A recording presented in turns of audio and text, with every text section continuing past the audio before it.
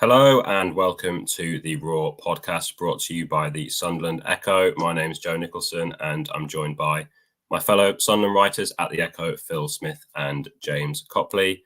Gents, how was sunny Blackpool at the weekend? Yeah, it was all right, actually. It was amazing travelling support as ever. So it kind of felt like a home game within the ground. And we were right in the middle of it in the press box as well, which was nice. No, it was a canny game. It was, it wasn't the most exciting game I've ever seen in my life. But, it is pre-season. You kind of expect that. And I thought Blackpool were a decent test for Sunderland in that, I expect they'll expect to be a sort of a upper League One team this year. Didn't offer a lot going forward in the first half, but defensively were very good. In the second half, they actually got in someone's faces a bit when they brought a couple of some fresh legs on. So yeah, it was a worthwhile test. I think there's some positive signs for Sunderland and definitely some sort of familiar issues as well, if you like. But yeah, it was a good exercise, I think. I had a lovely day. It was nice to get home when it was still light, which is a novelty which won't last very long. But it's always good to get back from an away trip and it not feel too late, which I don't think will last too long coming into the new season. Mm-hmm. Yeah, Sunderland, of course, winning the game 1-0. Jack Clark scoring the only goal of the game 4 minutes from time. And Phil, on paper, it probably looked like Sunderland's strongest starting 11 as things stand, with a few weeks to go still of the transfer window and 2 weeks to go until the start of the season. We think that Reggie Labrie is going to make a lot of changes for Sunderland's next fixture on Tuesday against Bradford. So kind of looking at the game as a whole, do you think Sunderland kind of got what they wanted out of the game? A lot of the players played 90 minutes as well. I think there was only 2 substitutions from a Sunderland perspective. So did you think Sunderland got what they wanted to out of the game 2 weeks before the start of the season? Yeah, to a large extent. I think that the big positive at the moment is that the team feels fairly settled. I think you can see that there's some sort of key partnerships in place and there's some stability there. Like there aren't really any positions where Sunderland have got players playing out of position or where you think, I feel really uncomfortable, with that player or the lack of options in that position for the start of the season. And so I think that's a really positive place to be in. Obviously, there's the issue of, do they have a striker who's capable of leading the line? I think in the Championship, that's the obvious sort of issue. And at centre half, Dan Ballard's obviously a big miss. Hopefully, the little knock that Hadji Elise picked up on Saturday isn't serious. So I definitely think they're in a pretty decent place, actually, in terms of where they are 2 weeks out from the season. I think Labrie, as we talked about, has got a fairly strong idea of what his team will be, bar a couple of positions. I think Rigg or Brown, I think that's a big question. As I said, Elise, depending on how he's sort of going fitness-wise. And then obviously up front is the big one. So I think in that sense, they're in a pretty positive place. I think that Labrie was not, he's a pretty calm fella anyway, I get the impression, but he wasn't exactly jumping up and down that they'd won the game 1-0 late on. I think he recognised that actually, Sunderland's Achilles heel really in the last couple of years has been it's not always been easy for them to break teams down at home. Teams that defend in quite a low block, that take a lot of time out of the game, slow it down. Sunderland haven't always been able to find the answers other than a bit of Jack Clark magic, really. And I think you can definitely see that that's an ongoing task both for, Labrie and his Sunderland team, because I don't know, they created more than enough chances to win the game. And we shouldn't be negative. They did create enough. There were some big chances that went begging and they did deserve to win. But they're certainly not, carving teams open at the moment. So that's definitely an area where I think there'll be a lot of focus in the next couple of weeks ahead of the season. But certainly fitness and selection-wise, I think the squad is in a pretty decent place, I think. And I think to be able to name, 7 or 8 players who are going to start this far out and feel pretty confident about most of them, I think is a decent place to be fair. Mm-hmm.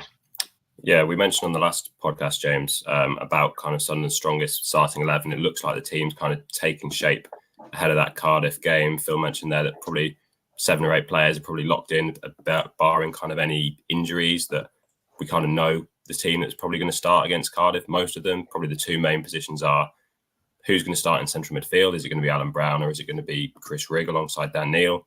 The centre-back, potentially with Elise getting the knock on Saturday. Will he be ready for the start of the season? I think it sounds like it was just a precautionary run. And he's probably in pole position for that slot. And then the striker one, will it be Mendy? Will it be Rusing? Could Sunderland even bring in another striker in the next 2 weeks and maybe start with someone else up top? So how kind of encouraging is it that there is kind of a settled side there, and where do you kind of see the main kind of positions where there is a bit of competition and we're still not quite sure who could start in those slots? It is encouraging. I think with Elise, obviously he went off at half time, but it does look like that was just precautionary. He actually came out and spoke to me and Barnes. He just had a little chat with us, and he said he'd been in the shower for 20 minutes after being subbed off. It didn't sound like he'd had any sort of major treatment, and he was, the way he was talking was that he would expect to start the Cardiff City game. So I don't think that's too much of a worry. Obviously, he might get assessed and it might throw something up, but it did just sound like it was a knock. I thought the Chris Rigg, Alan Brown thing was really interesting. In pre-season so far, I've very much been Chris Rigg deserves to start it, and I would still probably lean towards that. But I think what you get with Chris Rigg will be, quality going forward, adventurous, wants to prove himself, work rate, talent, quality, and perhaps the area of his game that will need to be developed is that sort of that know-how, that defensive work. And I thought Alan Brown displayed that magnificently against Blackpool. He also displayed that he could go forward, but when Hume was dropping into midfield, Alan Brown recognised straight away that he needed to be at right back, and he was filling in gaps. He looked so composed on the ball. He's quite physical as well, actually. So I find that really, really interesting, that Chris Rigg versus Alan Brown. How do you want to play it against Cardiff City? An away game as well. So yeah, I find that fascinating, and it will be really interesting to see what Lebris does on the Thursday, whether he sort of sticks or twists. Up front, who knows, really? I think Mayenda did okay, probably should have scored. I think we said on the whistle video that he's willing and he puts himself around and he runs and he makes good runs, but he's just lacking that championship quality and the experience and the know-how that playing a lot of games will get you. Will Sunderland have a striker in and ready to go before Cardiff? I think is a big question. And the way Sunderland's striking story has gone over the past sort of 3, 4, 5 windows, you wouldn't sort of bet on it, would you? Even though a couple do sound close. So yeah, and even if Sunderland signs somebody in the coming week, would they be ready for Cardiff? Would they be slightly behind the group? If it was Alexander and Mendy, we know he's been training by himself. So there are a lot of questions. It is good to see a settled side. I do think Jack Clarke will be here against Cardiff, which will probably be a huge boost. But for all the good play, for all the good build-up play, for all this has been a decent pre-season, I do think you are only as good as your strikers at times. And we saw Sunderland have a very good, technically proficient team at times last season, but especially under Mowbray, they just lacked that cutting edge. It was goals that was the problem from a striking area. Obviously, you had Jack Clarke score a lot. So I think we just need to see that. I'm reluctant to call it final piece of the puzzle because I think Sunderland could improve further, but we really do need a goal-scoring striker for me coming into the season. And it's hard to get away from that. And it's hard to say anything new about it because we've all been talking about this for a long time now. And yes, we can look at other aspects of the team, other areas of the team, and be quite excited. But it does feel like it comes down to whether Sunderland can get a striker in or not. Mm-hmm. Yeah, James mentioned it there, Phil, I think as well. If Sunderland do bring in another striker in the next 2 weeks before the start of the season, probably they're going to need to get up to speed and they're going to need a little bit of time to kind of mix with their teammates, especially if they're coming in from overseas and it's not kind of a player that maybe people are familiar with from the Championship. But at the minute, judging by kind of the squad selection, it looks like Mayenda's got the shirt. So do you feel confident with him leading the line for kind of the first couple of weeks? He is still only 19. He's been out on loan to Hibernian last season, struggled there, but we have seen glimpses of him when he has played in the Championship that he has got something about him.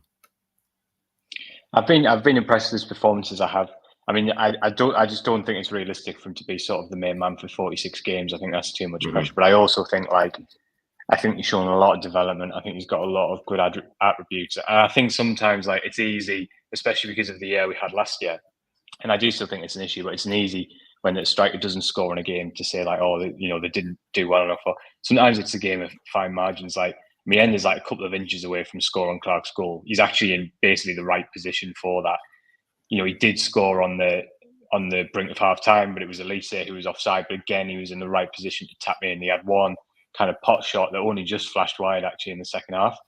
So I think, there's 2 big games coming up on this one because Royston obviously will play against Bradford tomorrow night. So far, he hasn't quite done it in this pre-season. So it's kind of his last chance really to try and bang the door down for that game. And I would expect that Mendy will play against Marseille. And if he does well, I think he'll start, because I think it's hard even at this, unless somebody comes in the next couple of hours, which, doesn't look likely as we sit here. I don't think they're going to be able to start the game against Cardiff, because I just don't think they're going to have the match minutes. So I think Mendy, depending on what happens in the next couple of games, deserves an opportunity. Do I think that Sunderland can realistically expect him to do it over 46 games? I don't. But I do think he deserves a lot of credit for the way he's gone about this pre-season. And sometimes you have to flip it as well, because I think because someone paid money for him and he came from abroad, you almost judge him as expecting him to hit the ground running from day one. Actually, if you flip it and say he's a 19-year-old, if he was a homegrown Sunderland Academy player who'd produced the performances that he did on Saturday and against Nottingham Forest, we'd be going, there's a real player here. This is a really exciting young striker, loads to improve, loads of aspects to his game that he can get better at. But actually, he's got a lot in his locker for a 19-year-old forward. So I think he deserves a lot of credit for what he's doing at the moment. I don't have any major issues if he starts against Cardiff. I think he can do a job. I think he's shown, while he's not a poacher, he doesn't quite massively have that instinct yet.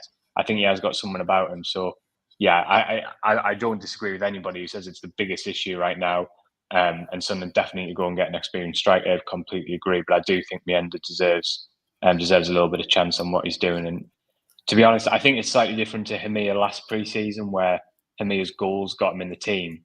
But really, they were decent finishes, but sort of tap-ins against fairly poor opposition. I think Mendy's shown a lot more in his all-round game against the highest standard of opposition.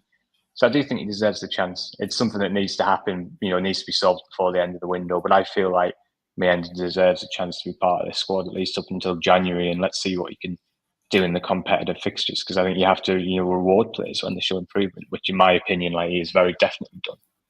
Mm-hmm. James, would you agree with that? What have you made of Mendy? Obviously, we think Rusyn's going to get a game against Bradford in Sunderland's next game on Tuesday. But out of the two, who do you think kind of looks like Mendy's ahead in the pecking order? But who would you like to see kind of lead the line? Both offer something a little bit different as well. I think Mendy's slightly ahead for me. I think Rusyn's missed a couple of big chances, particularly in Spain, didn't he? There was a header from an Elliot Ambleton cross from memory, and perhaps another one as well. I'm still convinced Rusyn's possibly more of a wide forward, to be honest, rather than out and out number 9. Maybe be better playing as part of a 2 up front, Rusyn off somebody, maybe as a shadow striker. I'm not sure, but Sunderland don't tend to play that way, so it's a bit of a moot point in that regard. I do think Mendy has shown something. Phil's absolutely correct, but as Phil says, whether he can do it for 46 games in a championship season, I think is a very pertinent point. But yeah, he's definitely shown something. Can he do a job? Yes. He is very, very young, but you just want to see him sort of take that chance. It would have been a huge boost actually if he'd scored that in the opening minute against Blackpool. I think it was about 25 seconds on the clock. He went through, and I think the keeper made a save. So if he just starts converting those chances and starts to sort of fine tune his finishing, I think he could be a really exciting player. But yeah, we can't beat around the bush. We need somebody in that area. Mm-hmm. Yeah, and it's obviously important as well to have a squad. The teams that are obviously challenging for promotional every season, they always have a couple of players that chip in with goals. So they're going to need the whole squad. They're going to need Rusyn. They're going to need Mendy. They're going to need someone else to come in as well and to chip in with those goals. But we are live on Facebook and on YouTube, and you can send in your questions. We've already got a few questions coming in. A lot of people, Phil, obviously asking about the striker situation and transfers. You mentioned on Saturday that Labrie is quite coy when it comes to transfers. You gave an update a few weeks back when you were in Spain about Alexander Mendy, that he was one of a few options that Sunderland were looking at. So is there any kind of update on that, and what's kind of the latest on him with your understanding? Yeah, I don't have any updates on that one. I think the situation is fairly unchanged, and that as of certainly as of yesterday, I wasn't aware of any significant progression with that. I think the reports from France, the same kind of outlets and places that initially were reporting that Mendy had chosen Sunderland are now sort of suggesting that it's a bit more, that things are changing. It's a bit more complicated. There's some suggestions of interest and investment in his French club, which could change the picture. So, I think it's by the sounds of it, there's still a long way to go, really, with all of this. And as I said at the time, we might not know the names of other players, but Sunderland have always been pretty clear that Mendy was one of a few options, and I'd be stunned if there weren't some, potential loan deals from the Premier League that they were in for and that they were looking at. And as we all know, those deals tend to happen a little bit later because a lot of these players go on the tours, especially in a summer where there's been an international tournament, what often happens is, these players get an extended rest, and Premier League clubs take a lot of their best academy products on the tour. Gives them a chance to, boost the numbers. It gives them a chance to train in the first team environment. And then once your international players come back, then you start to see them sort of make decisions on these players and whether they go out on loan. So, I think ideally, as I've said really all summer, I think what Sunderland would like to do is invest in their own striker.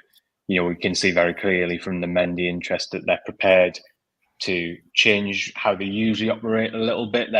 It's clearly a willingness there to pay a fee for somebody who may be not just over 25, but comfortably over 25, which is something they've never done. So I think there's definitely an appetite and a willingness to do that, because I think they understand that these younger strikers need somebody who can maybe take the pressure off them a little bit, because I don't think it's an easy thing to sort of grow and develop as Sunderland's number 9 without a huge amount of experience. So I think it's one that unfortunately we're going to have to be a little bit more patient on. I mean, every transfer window we almost get tortured by this striker sort of story, don't we? And unfortunately, I think that's going to be the case again. Mm-hmm. Do you think it's a case, Phil, of them trying to sign one striker or trying to sign 2 strikers? Because if it's only one, then it's kind of Mendy or another, and it's obviously a big decision of who they bring in. Or is it a case of they're trying to sign maybe one established striker, maybe one younger one on loan? Do you think they could try and sign 2 this summer, or are they just probably going for one with the players they've already got in the building? I'd be surprised if they ended up with 4 strikers, just because we can see pretty clearly the way that Lebris wants to play, and he only really plays with one. And I think that although Jobe or Aushish play very, very high, and often, they basically are a second striker when someone under pressing, it looks to me like Lebris is going to play with variations and formations where there's one up front. So I think it's very difficult to see them carrying 4 strikers, because obviously then you have 3 strikers unhappy every single week, and 2 who potentially aren't getting any minutes whatsoever. I think in that scenario, it's also very difficult to loan a player in, because, is a player realistically going to come to be 3rd, 4th choice from a Premier League club, for example, on loan? I doubt it. So I think, especially with the progress that Mendy's shown, I think that, I would be surprised if they brought in 2. I would imagine they would only bring in 1. But there's obviously a lot of moving parts to this as well, in that, if someone bring in another striker and it looks like Mendy is going to be right up the pecking order, does Reeson then say, well, hang on, where's my, I'm 25, I need to be playing, where's my sort of minutes going to come from? So I do see a scenario in which maybe the pack could be shuffled, if you like, right towards the end of the window. But I'd be surprised at this point if someone brought in more than 1 striker with players that they currently have in the building. Don't forget as well, while we know that Louis Hamia isn't part of Lebris's plans at the moment, he is still on the books. And if they can't find an appropriate loan move for him, then they're not going to want to have too many strikers in the building. So, yeah, I can see that changing towards the end of the window. But right now, I'd be surprised if they brought more than 1 in. Mm-hmm. Yeah, Lebris said after the game, didn't he, that Hamia, Bennett and Matete were all free to go out on loan because they were involved in under-21s game at Hartlepool while Sunderland's first team were playing at Blackpool. But one player who has come in, James, since the last pod we recorded is Poveda. He wasn't involved against Blackburn at the weekend. Former Leeds winger, was on loan at Sheffield Wednesday last season, in the second half of last season, made 10 appearances for them and was quite highly rated at Hillsborough. But what are your kind of initial thoughts on him? A player with championship experience already, has played in the Premier League with Leeds, but just wasn't kind of able to break into the first team there. But looks like a very talented player, has had his challenges with injuries. But what do you make of that signing? I think it's a really interesting sign. And I think if you cast your minds back to when we signed Jack Clark and Patrick Roberts, there was perhaps a little bit of uncertainty about those 2 players, because they'd been at big clubs, they'd had big moves, they'd played for big clubs as well. But they'd lost the way a little bit. Obviously, Patrick Roberts had that good spell at Celtic, and then he had the Manchester City move. He was at Celtic on loan. But after that, he drifted a little bit. He'd been here, there and everywhere on loan.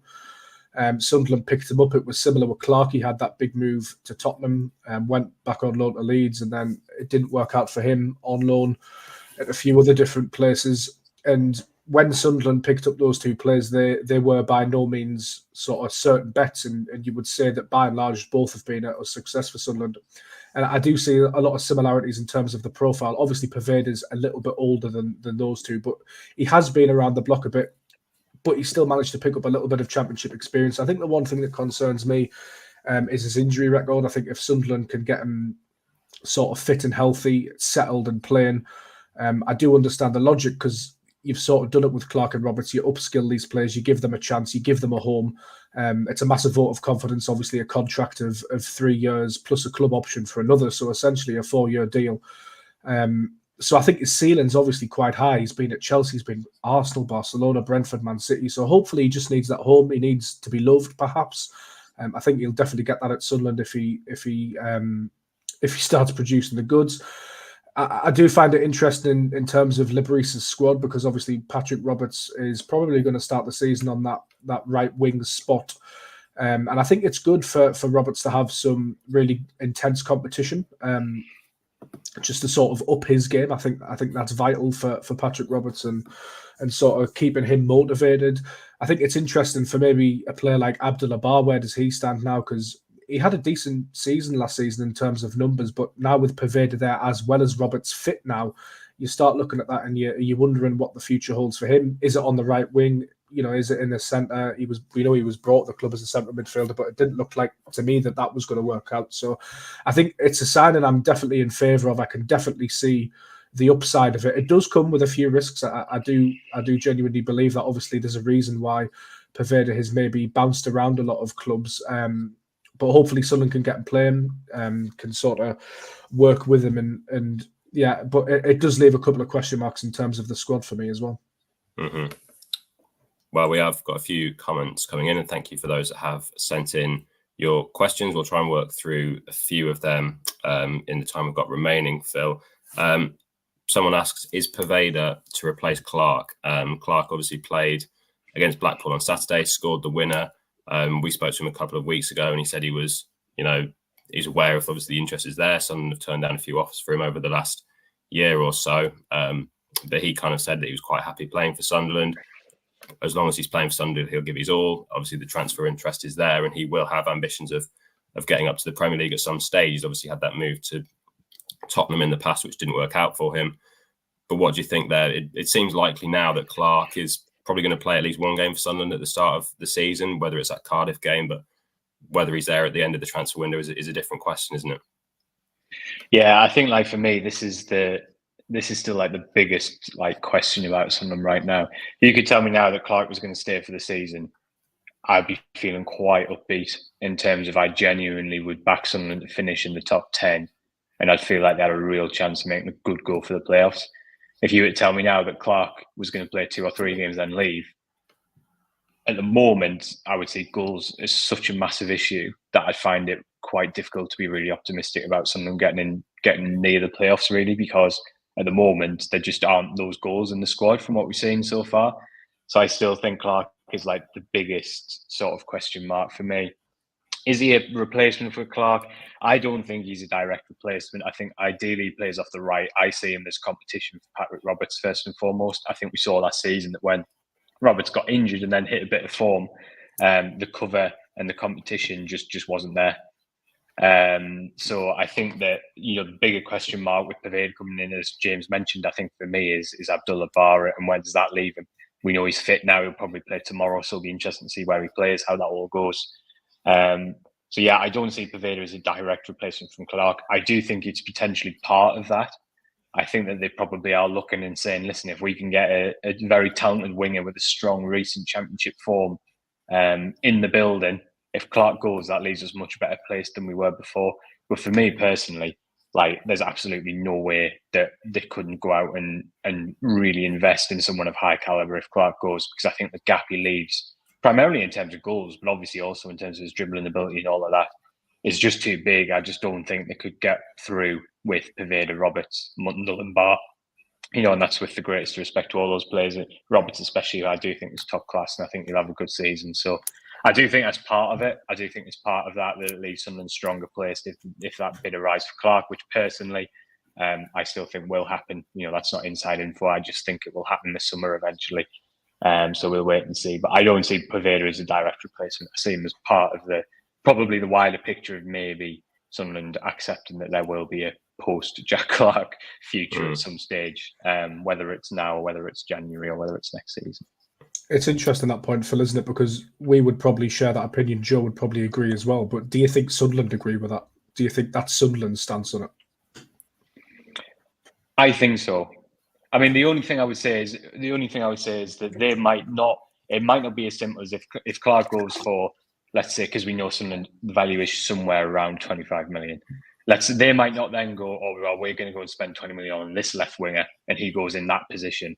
It might be that they spend some money on another number 10, or it might be that they invest again in another striker, and they look at it and say, well, if Clark got this many goals last season, we're going to try and spread that out a bit more. And I just don't. I can't see a scenario in which Clark goes and they don't invest fairly significantly in the squad as a result. I'm not saying they'll spend every penny, because some of that I think will go into the club and the general, maintenance that a football club takes. I think that would be Sunderland's stance as well. But it might not be as simple as going out and spending that money on one left winger. They might see it as a chance maybe to vary the attack a little bit, maybe to diversify a little bit and get some different options in. But yeah, I think it's always been said that, they will reinvest when a player goes, and I would expect them to do that. But then, of course, if you're Reggie Labrie, you'd probably want that situation sorted sooner rather than later, because it doesn't want to get to a stage where Clark leaves on deadline day and there's no one else to replace him in the building. And there's been that preparation with playing with Jack Clark, and then suddenly you've pulled out one of your main assets out of the team, and suddenly the team's left in a bit of a lurch, isn't it? But Sunderland obviously will have to try and sort that sooner rather than later. Another thing that they'll be wanting to sort, Phil, is contracts. We've seen recently Dan Ballard signing a new deal. Another player that has been offered a new deal is Dan Neil. We understood that he turned down an initial offer. I think that was before Labrie was appointed as well. So some time has passed since then. But a very key player. You gave him man of the match on Saturday. Again, he was a huge player for Sunderland last season. I think he made 42 starts out of 46 league games, and is a very important player in that kind of number 6 holding role, where Sunderland haven't kind of had that natural replacement really since Corey Evans' injury. So where do we kind of stand with Neil's contract and the offer that Sunderland have made to him? Yeah, this could be famous last words. It's one that I'm reasonably relaxed about. Neil has played unbelievably well in pre-season. He looks really sharp. He looks as good as I've ever seen him, to be honest. He's got an absolute central role in the team. There is not even an ounce or an inkling, the slightest bit, that this is a guy who's thinking about potential moves elsewhere, that the club are worried that this is a guy who could be going, in the next couple of weeks. Obviously, that can change quickly. You never know if one Premier League club wakes up one day and decides they're going to shell a load of money on Dan Neil, and who knows. But he's got 2 years left to run on his contract. He's playing unbelievably well. He's happy. We all know, because we've all spoken to Dan Neil, what does Dan Neil want to do? Ideally, he wants to take Sunderland back to the Premier League. He set that goal out when he first came into the team sort of 3 or 4 years ago, and he was made no sort of apology or for saying that. I want to be part of the team that gets back to the Premier League. So I'm fairly confident and comfortable that I think that is his first priority. Now, if I was him, he's got 2 years left to run on. So I wouldn't be rushing into signing a new one. It's early days. The signs are pretty good at the moment. We're hopeful of a good season, but let's be honest, there's a lot of uncertainties. We don't know. And so if I was in his shoes, I'm not sure I'd be rushing to sign a new long-term deal. The main thing is that he's motivated and that he's playing well and that he's committed to Sunderland, which is obviously the case. I don't think anybody could suggest otherwise for even a second. So, if you want my prediction, when the news first broke that Neil had rejected the initial contract offer, which was absolutely right and true, the club did kind of say that they felt that it wasn't an end point. They felt that it was ongoing. There'd be more talks. They were fairly comfortable about it. They were hopeful they'd be able to get something done. Something they've been very good at. You can say what you like about this regime and the transfer strategy and the model and all of that. They've always been very, very good at proactively managing contracts. So honestly, I'm reasonably relaxed about that one, and I won't be stressed if someone go into the season with that still ongoing, because it looks to me like it's clearly not going to affect Neil's form, and there is time. There is lots of time. So for me, I just don't. For me, I think he will sign at some point, and it's not something that I'm too troubled about. If we're going into the January window and we're still having this discussion, he hasn't signed anything, he's got 18 months left and he's playing well and teams looking at him, then I'll feel very, very differently about it, and I'll be a bit nervous. At the moment, one that I feel relatively relaxed about. Yeah, as you say there, this regime have been very good at tying younger players, key players, down to long-term contracts, and also in terms of last summer, selling at the right time in terms of selling Ross Stewart when he only had a year left on his deal.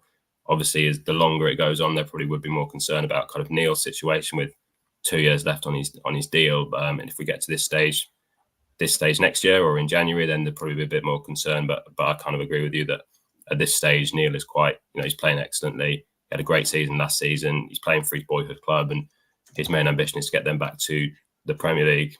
Just going through some of the other comments, James, that we've got on YouTube and Facebook. One here saying, do you think Johnson, which is Zach Johnson, Joe Anderson, or Elise can break up the centre-back duo of O'Nien and Ballard? I love O'Nien, but still not convinced about him as a centre-back. Zach Johnson came on for 45 minutes, didn't he, in the Blackpool game? He came on for Elise after Elise picked up that injury. So what would you kind of make of Sunderland's centre-backs options? That's probably one of the positions with Ballard out injured for the start of the season that's probably up for grabs for the opening couple of weeks. Yeah, just quickly to go back to the Dan Neil stuff as well, I think, as Phil mentioned, it's worth noting that when news of that rejected contract came about, Sunderland were without a manager at the time. I think you've since seen Chris Rigg and Dan Ballard pen new deals. So if I'm Dan Neil and I'm Dan Neil's camp, I'm just probably having a little look at the club's ambition. I'm having a little look at what my colleagues are doing. I'm having a little look at what my best mate Anthony Patterson's doing, whether he stays. And I reckon if I had to put money on it, that he would sign some sort of extension at some point. I think it would make sense for both parties to protect the club and to reward Dan Neil as well for some superb performances. I mean, he was brilliant against Blackpool. I know it's League One opposition in pre-season, but he was a level above. He was fantastic. And I think there's an argument to suggest that, barring maybe Clark, he's probably the most important and talented footballer at the club. And he will want to be paid in respects to his status as well. He's obviously a senior player at the club now, despite only being 22 years old. I think he played 45 times in that first season in the Championship, 42 times last season, 39 times in League One as well. So he's a regular. He's doing all the right things, and hopefully that one gets done. But in regards to the centre-backs, do I think Johnson, Anderson, Elise can break up the centre-back partnership duo of O'Nien or Ballard? I'm not really sure. Obviously, Ballard's out injured for a little bit, so you'd expect Alessi to come in. I want to get a chance, yeah. I actually think that Sunderland's, and this is a conversation we've had for a while now, I actually think Sunderland's strongest defence from left to right would be Serkin, Elise, Ballard, and then Hume. It just so happens that Elise and Ballard, for whatever reason, never really seem to be fit at the same time. Or when they have been fit at the same time, you've had an injury at fullback, which has pushed Elise to left back, or what have you. I think the O'Nien question is an interesting one. I do really rate O'Nien. He's in the team on merit. He shows great leadership ability. He can advance the ball out from defence. He can play it out from the back, which I think a quality is Regis Lebris will certainly value. But in terms of defensive work, I think Elise and Ballard could be a real force to be reckoned with. So it's interesting. Zach Johnson is desperate to play. We spoke to him after the game against Blackpool. He's a Sunderland lad. He's got a lot of quality, a lot of pedigree, playing for England's youth sides as well. Is now his time to break in? I'm not quite sure yet. But you certainly want to watch him. He's certainly got a lot of talent. He certainly did not look out of place when he came on. So I think that centre back question is really interesting going forward. But O'Nien, I think it's O'Nien's shirt to lose, I would imagine. So I think it would take a fair amount for Regis Lebris to consider dropping him just yet. But I think Elise and Ballard going forward, if they could both be fit at once, would be a cracking partnership in my eyes. It's interesting because O'Nien obviously brings a lot with his leadership and is a very kind of influential member in the dressing room. But just staying with that centre-back topic, James, we had another comment saying, I think we need another centre-back brought in. Any news on strengthening in central defence? Obviously, Sunderland now, you'd expect Ballard and O'Nien to be the first choice pairing. You've then got Elise that can come in as kind of that left-sided centre-back. You've got Leo Yelder there as well. Zach Johnson got 45 minutes on Saturday. So there are options at the back there. Do you think Sunderland need another centre-back this summer?